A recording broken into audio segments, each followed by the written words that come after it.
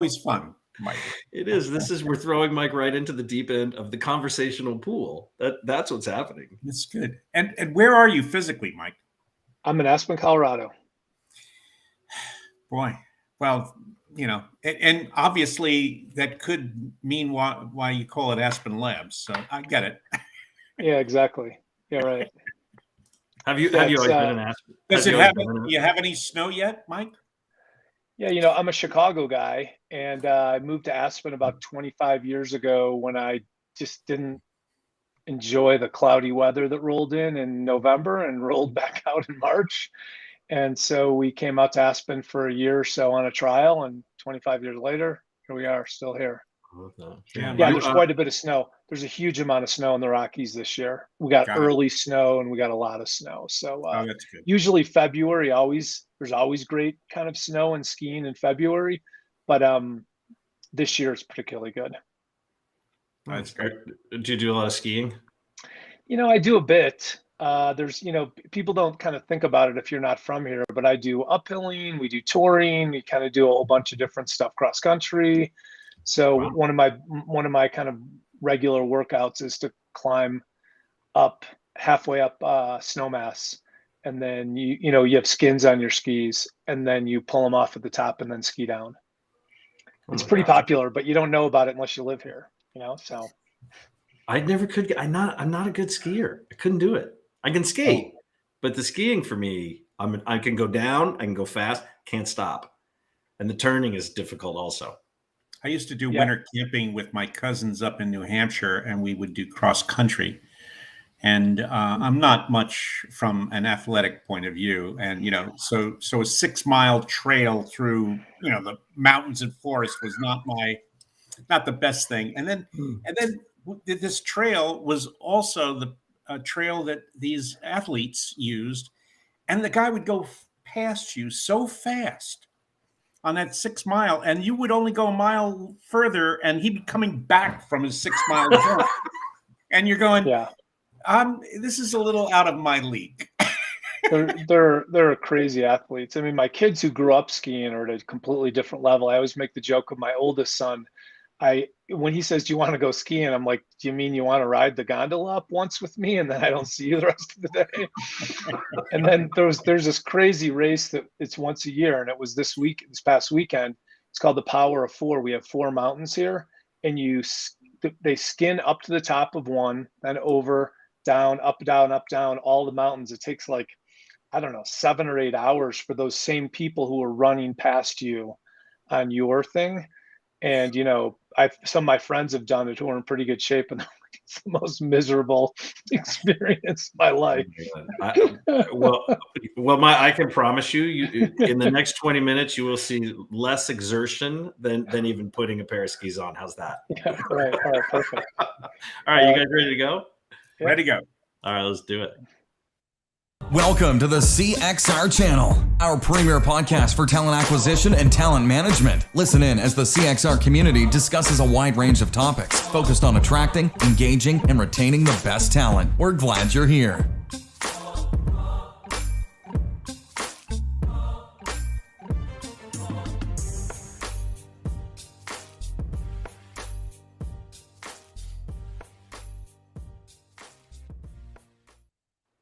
Okay, everybody, we're going to jump right in. We've got a lot to talk about today. My name is Chris Hoyt. I am your host for the next 20 minutes or so.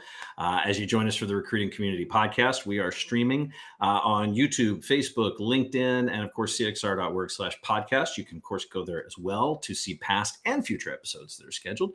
And what we have noticed, I'm going to mention this because somebody called me out last week. What we have noticed a lot about podcasts, even the ones that we really, really love, is there is about 20 or 30 minutes of really great conversation.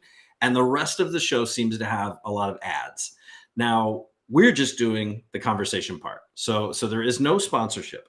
So if you are hearing from a founder or a CEO like today that might be at a solutions company, it's because we love what they have to say and we think it should be heard, not because they necessarily paid to be here or there was any kind of trade. Now, that does come apparently with one exception, and I'm going to bring that up simply because this is what somebody called me out on. My show drink cup has apparently been a standing Red Branch media ad This was a gift.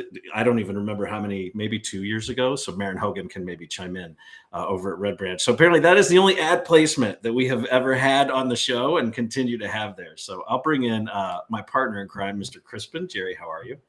I'm wonderful, and yeah, Maren is a good one to have a permanent little ad for. So that's cool. Yeah, she does good work. She's good people, and she's all in the space. We love it. I had no idea we'd been doing product placement for her this whole show. So you have to be paying attention. You have to be watching, I guess, to catch that. I have to think about that. I have some old sweatshirts I should be wearing of companies that once were in our space but no longer are. So it might be product placement for those that are gone. Yeah, that could be kind of it. Like those. Well, like last week we talked about the Career Builder dolls that are no longer in circulation. I got Career Mosaic, OCC. We're good. The OG stuff in our space. So you got to pay the piper. So the first couple of minutes on the show, I do want to announce two things. Gerry and I want to talk about really quickly. We have a new initiative.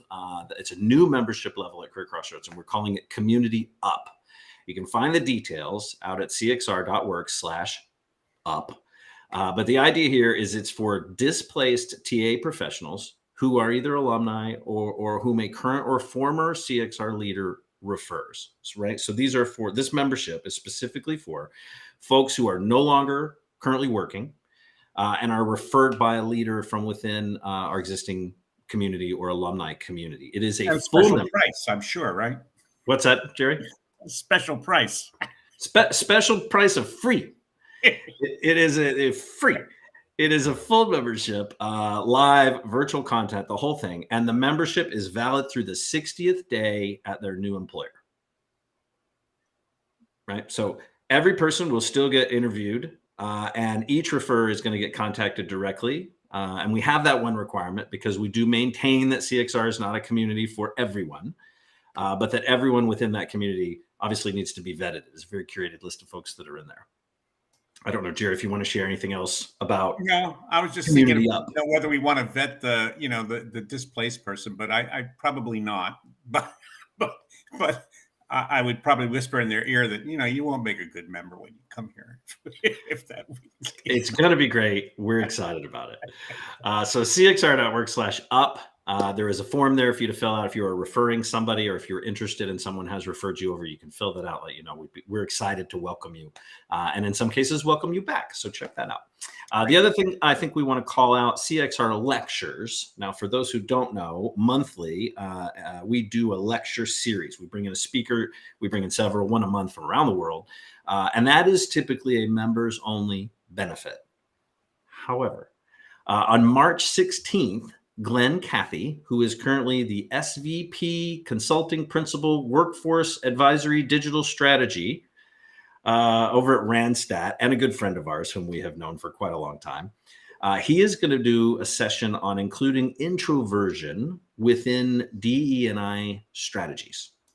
And we're pretty pumped about that. I'll just, for those who are listening, I'll give you the quick spiel and the description that goes with that. So if you want to share this forward, but introverts apparently account for 1 in 3 people of all genders, ethnicities, races, and ages. And unfortunately, the unconscious extrovert ideal present in many of those organizations sort of leads to environments, I guess, where introverts feel as if they don't belong, or where they earn or get promoted less than their counterparts, their extroverted counterparts. So what Glenn's going to do is share his experience and insights from navigating that world of work as an introvert.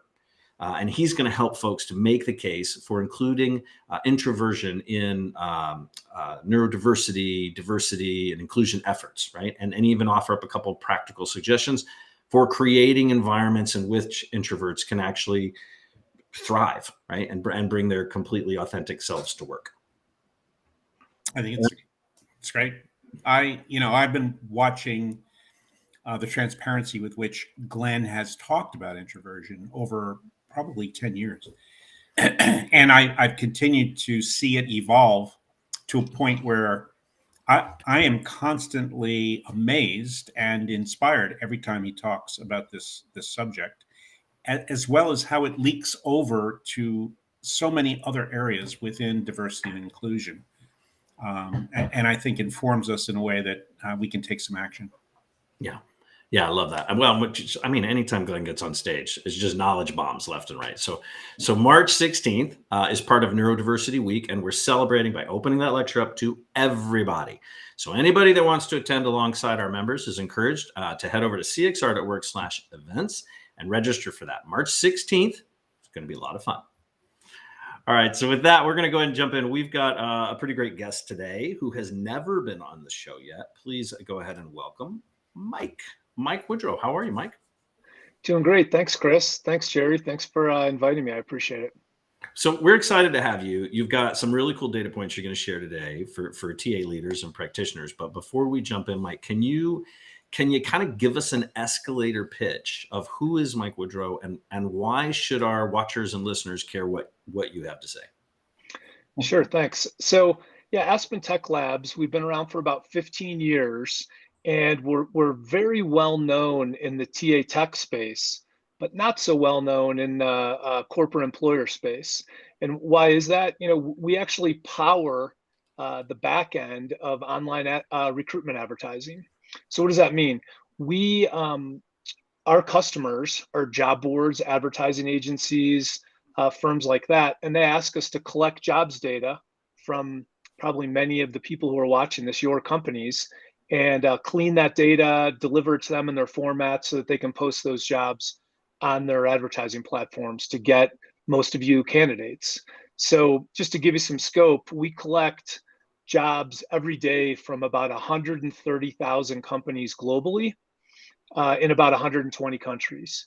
So it's a lot of jobs data right now. Given the slowdown in the market, there's about 9 million jobs in our what we call our jobs index. Yeah. Down from some bigger numbers a few months ago. I can show you some data on that. So we're really all about jobs data. That's who we are. We're not about candidate data. We're not about candidates. We're about the jobs data and just kind of putting it in a good format, making it easy for candidates to apply because the jobs data is clean. Does that make sense? Oh, I think you're muted, Gerry. Yeah, looked like you had a question. As you're talking about what you're doing, what occurred to me is that for probably 50, 60 years, the Conference Board has had a jobs index. And in the 2000, 2002 range, they started to shift over to a digital approach to that from a paper approach that had been around for about 50 years. And I wondered if you'd ever had some conversations with the Conference Board, because it seems to me that the base of what you do could supply an economic indicator. Yeah, absolutely. So when I talk about kind of the things that are going now, one of the things that's interesting is we used to just collect those jobs for our customers and deliver them.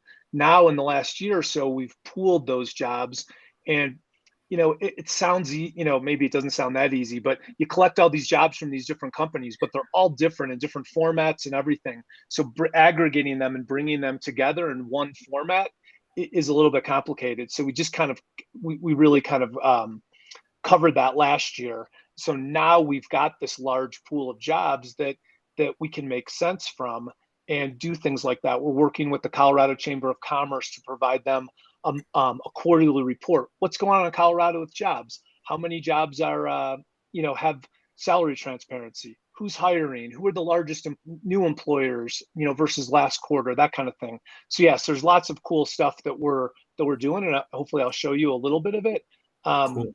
But yeah, that's kind of what we're up to. And just one aside that I think is kind of interesting. You guys can go down this road if you want to, but January 1st last year, 99% of our employees were living and working in Ukraine. So that was January 1st, 2022. So basically everyone except for me and a few other people were living and working in Ukraine. So that was January 1st, 2022, right? And so we have had kind of a crazy, last year or whatever. I mean, everything you read about the Ukrainian people, I can attest to. Hardworking, loyal, caring, and so we moved some people out. We moved some people out before the war. During the war, it's difficult to do that because men can't leave. but we've moved a lot of people around. I always make the joke, we moved grannies, we moved cats, we moved anybody who wanted to move around that we could. And so while we were pulling all this job status together, we had this Ukrainian effort that was going on. So it's been an interesting year or so for us, for sure. Good for you. I love that. Good for you. Yeah, and I will tell you, so I have had some interactions because we've looked at this report, and Mike, you and I have been talking on and off for months, but I've had some interaction with your team, and I have to tell you, they're all fantastic. So I really love the team that's over at AspenTech Labs. They're great. Yeah, we've been really fortunate, and I think it's just an example. I mean, if you take care of your people, people all pull together, and so yeah, we feel pretty good about that. And but it's also, you read about all this in the news, but I talk to these people every day. And one of my most senior people has an apartment that's right near kind of like an anti-missile battery. So, 3 nights a week for that period, like from October to December, that thing was firing. And so you just, we're all sitting here. I'm in Aspen, Colorado, right? We talked about that. So, you have to just, I don't know, appreciate what you have and do the best you can, I guess, right?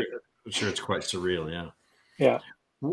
Okay, so I do want to jump into this because you do have a report, this business intelligence report that the team's put together, and I think it'd be really helpful. I think, and correct me if I'm wrong, Mike, the report's available to anybody, right? Anybody. Yeah, the report's available to anybody, and not only that, our business has been built on free trials. So we always say to anybody, if you have something that you think we might be able to help you with, just ask for it. We'll do it for you. And, if it works out over the long run, great. If it doesn't, then, hey, we learned something, you learned something, and we can part friends. So, yeah, so we're going to show you some data here, but if it piques some interest in one area or another, even something that we're not showing you, just let us know. We'll put together a custom report for you, and then we'll see what comes from that.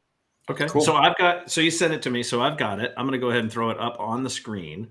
Let's do this. Let's share so we can still see our faces. And then I'm going to put a URL up for anybody at cxr.org/Aspen Snapshot, all one word, Aspen Snapshot, where you can download a copy of this. It'll direct you over there to grab it. So Mike, we've got it up on the screen. If I was going to ask you, well, I'm just going to ask you, if you've got 3 bullets, three big, powerful data points or data stories that you would want to showcase to TA leaders and practitioners out of this report, what would those be? What would you share and say, hey, heads up, you should be paying attention to this? I mean, sure. So I think that, the most important thing to TA leaders would be kind of who's hiring, what's going on in your market. That's something that we can put together. So we have a market summary. And let me just see which page are we talking about. So I can jump to any slide. Yeah, if you jump to number 7, you can just kind of show that. Let's see. So in a market, we can say, hey, who's hiring in the market? How many jobs are there in various places? So really kind of competitive information from who's hiring, how many IT jobs are there available in your market? Maybe you're looking for IT people in Chicago, and gosh, you're having a really hard time filling the positions, and you're getting a lot of pressure from management about that. You can go look and see, hey, these are the other firms that are hiring. This is one of the challenges that we're having in our market. So that's something that's certainly interesting. I think probably, and then go to the next slide, number 8. This is just kind of some trend information that we were talking about before. This is the S&P 500. We track this. So if you look, I mean, it's really no surprise. The numbers peaked, November and December, up, over 1 million open vacancies. And then you can see how they've slid down towards that 800,000 number right now. So still a lot of jobs available in the Fortune 500, but, 20% is a pretty big drop over a short period of time. So that's something that, that's interesting. The most interesting thing is really what we call wage benchmarking. So as most of you know, there's salary transparency requirements in a lot of states like Colorado and New York City and California, and that's a trend that's coming. The chambers of commerce and are fighting it, in some cases, because most small and medium-sized employers aren't really big fans of salary transparency. But it's coming, and it's really here to stay. And candidates want salary transparency, so that's something. So a couple of things moving, in the same direction. regulation and employee and candidates wanting it. So that's going to keep going. But what the power of that for you as employers is to find out, the competitive stuff we were talking about a few minutes ago. What are people offering? What are your competitors offering in the same markets? You can just go look and find that information with wage benchmarking. So that's really, I think, the most powerful thing for talent acquisition managers is being able to do wage benchmarking. It was really never available before. Sure, salary.com, and there was historical, self-reported salary, that kind of stuff. That was all out there, but it was old. It was a little bit out of date. And now we're saying, hey, we got wage benchmarking. When you talk about out of date, it's yesterday's job posting.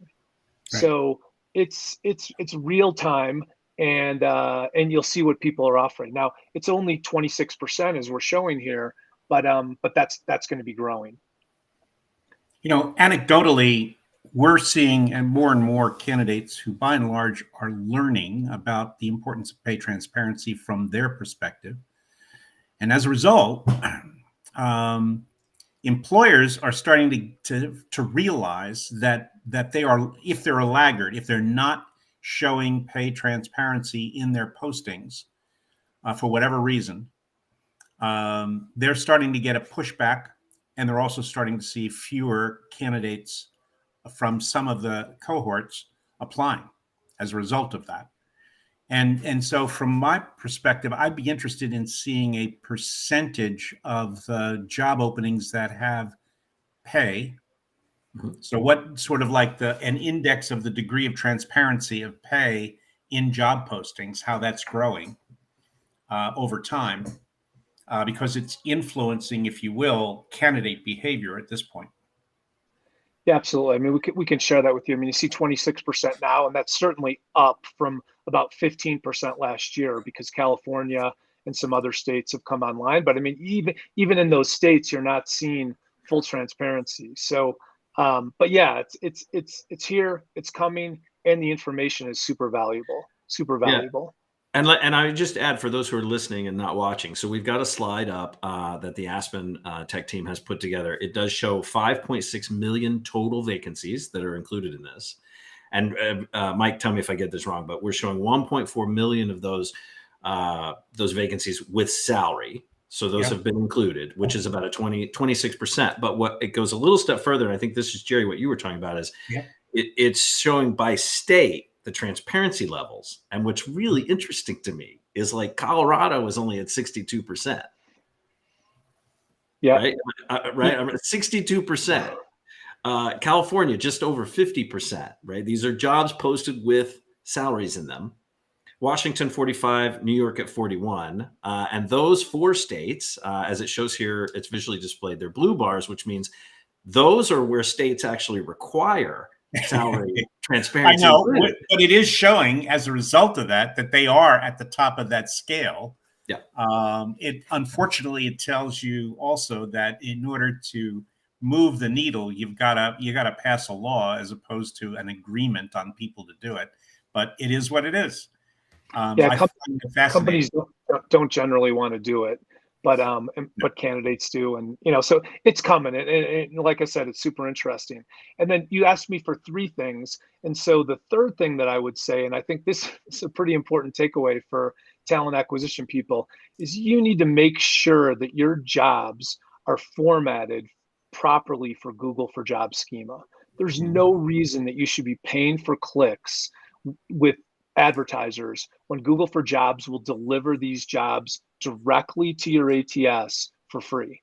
And so if your tech team's not on that or your ATS isn't, you need to get in touch with them, because there's like, because all we deal with are jobs data, we wake up every morning kind of thinking about this.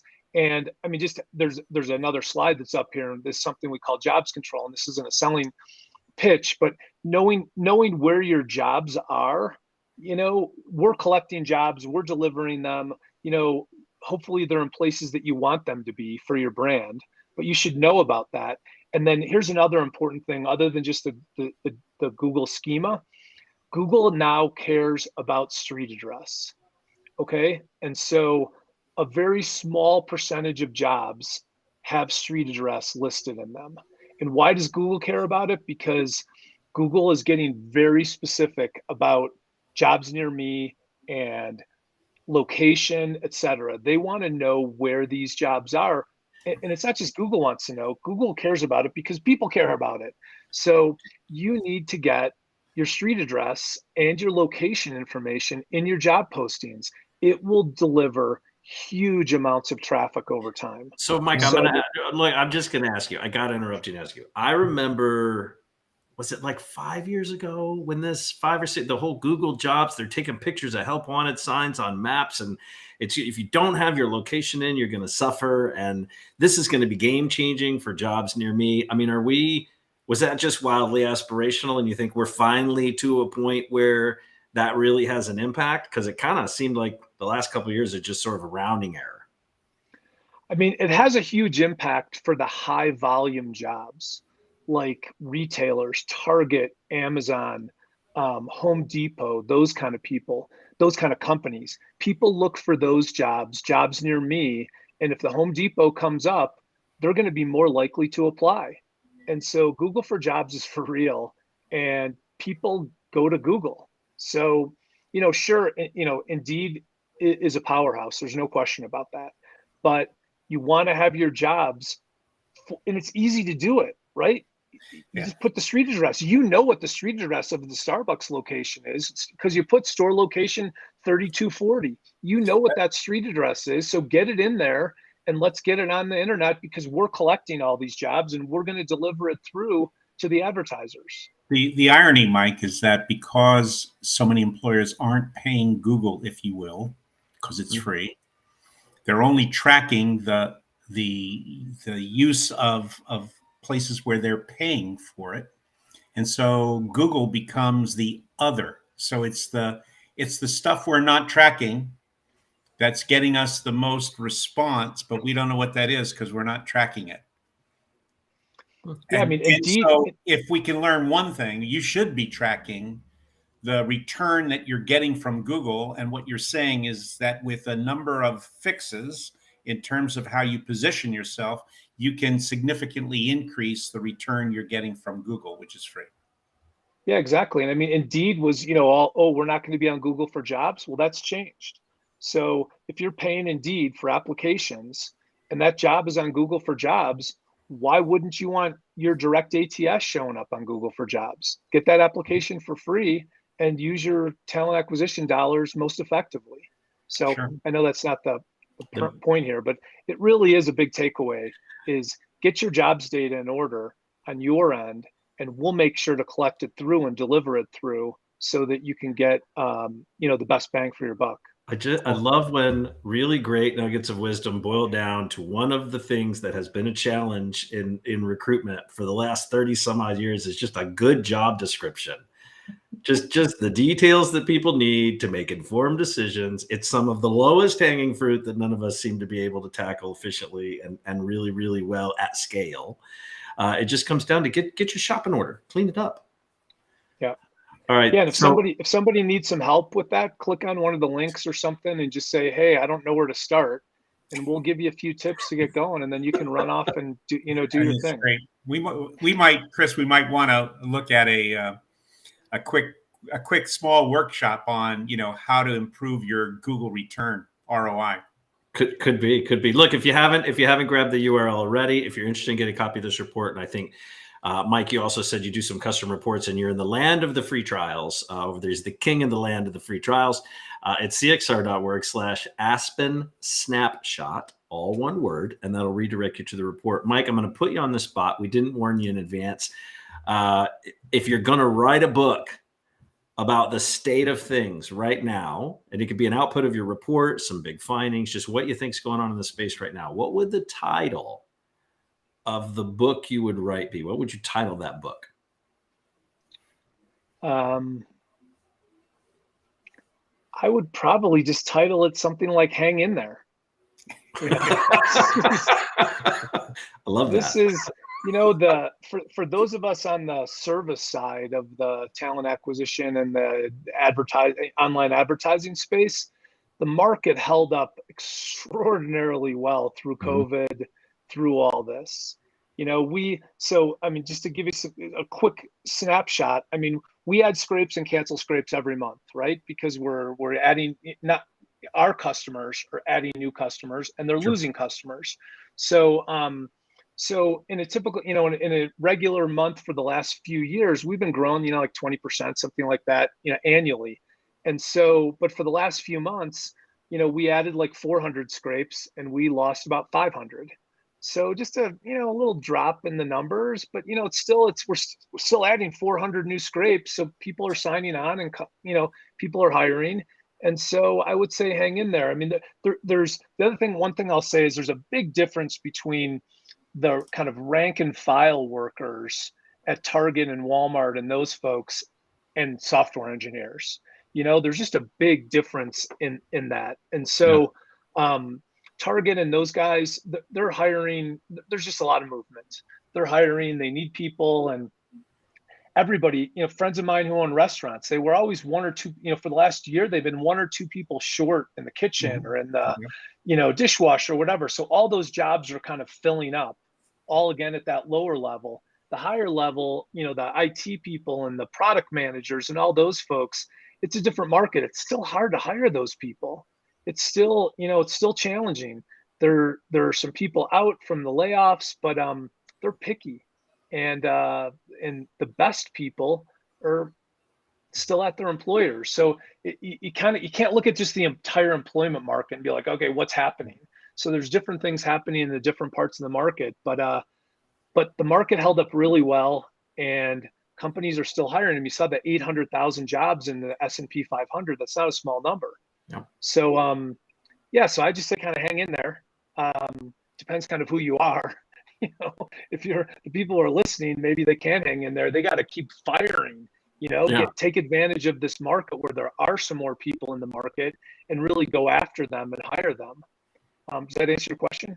Yeah, well, it does. And I'll throw one thing in, and it's not to plug AspenTech, but I feel like get some data that's not on the, news headlines at night. Not everything that's happening in the space is only happening in Silicon Valley or only happening in tech companies. It's a tremendous world of work out there. And a lot of times the headlines don't reflect what's really happening on the broader scale. Yeah. Mike, if you're going to write that book, who are you going to give the first signed copy to?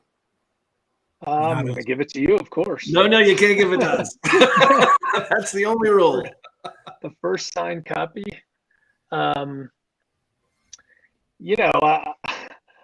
I'll tell you who I wouldn't give it to. I wouldn't give it to Indeed. Anybody Indeed. Everyone else in the world, I think, has been a customer of ours or is a customer of ours, it seems like. But those guys just like, hey, we're going to collect the jobs data ourselves. We're going to keep it in. But I have some really good friends at ZipRecruiter. So I would say maybe somebody over there. Maybe so. I think the CEO of ZipRecruiter just had a little cameo in the Last Week Tonight episode, John Oliver's HBO, where he does this AI. If you haven't seen that, you should check it out. But I'll check it out. Yeah, right. It's really great. Well, look, Mike, thank you so much. We're so grateful for your time. We know you're a busy guy. We really appreciate you jumping on and sharing with our listeners and watchers. All right. Thanks for having me. I appreciate it. All right. Good stuff. Hang out. Don't go anywhere yet. Hang out in the green room. Yeah. Stay in the green room. Stay in the green room. There we go. Really quickly, I just want to remind everybody before we wrap up, cxr.works/up. That is a new membership for folks who have been displaced in the space. We're anxious to help them network, strengthen their community, and keep those skills sharp in between employers so that if they're on the move. Check that out. And then, of course, the upcoming lecture and any other series and events we have coming up, you can see at cxr.works/events. I think, did I miss anything, Gerry? Nope, you're good. Okay, that's it. We're going to say goodnight, Gracie. Good night, Gracie. Bye, everybody. Thanks for listening to the CXR channel. Please subscribe to CXR on your favorite podcast resource and leave us a review while you're at it. Learn more about CXR at our website, cxr.works, facebook.com and twitter.com/careercrossroads, and on Instagram at careerxroads. We'll catch you next time.